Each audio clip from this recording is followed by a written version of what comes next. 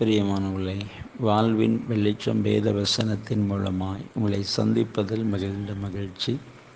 இந்த நாளுக்குரிய வேத வசனம் 72ஆம் சங்கீதம் 12வது வசனம் சொல்லுகிறது, கூப்பிடுகிற எளியவனையும் உதவியற்ற சிறுமையானவனையும் அவர் விடுவிப்பார்.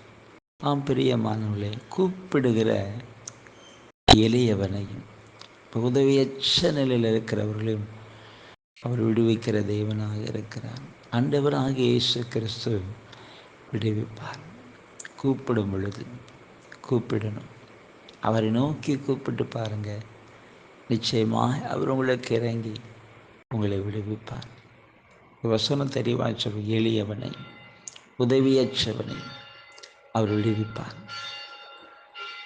இன்றைக்கும் நீங்கள் எந்த சூழ்நிலைக்குள் வேதனையோடு கண்ணீரோடு இருக்கிறீங்களோ, ஒரு உதவியற்ற நிலையில் இருக்கிறீங்களா, உங்களுக்கு உதவி செய்ய ஒருவர் இருக்கிறார், இயேசு. அவரை நோக்கி கூப்பிடுங்க, அவர் நிச்சயமாக உங்களுக்கு உதவி செய்வார், உங்களை விடுவிப்பார். நாம் ஜெபிப்போம். நன்றி தகப்பனே, நாளிலும் வார்த்தையை கேட்கிற ஒவ்வொரு பிள்ளைகளுக்காய் நான் ஜெபிக்கிறையா.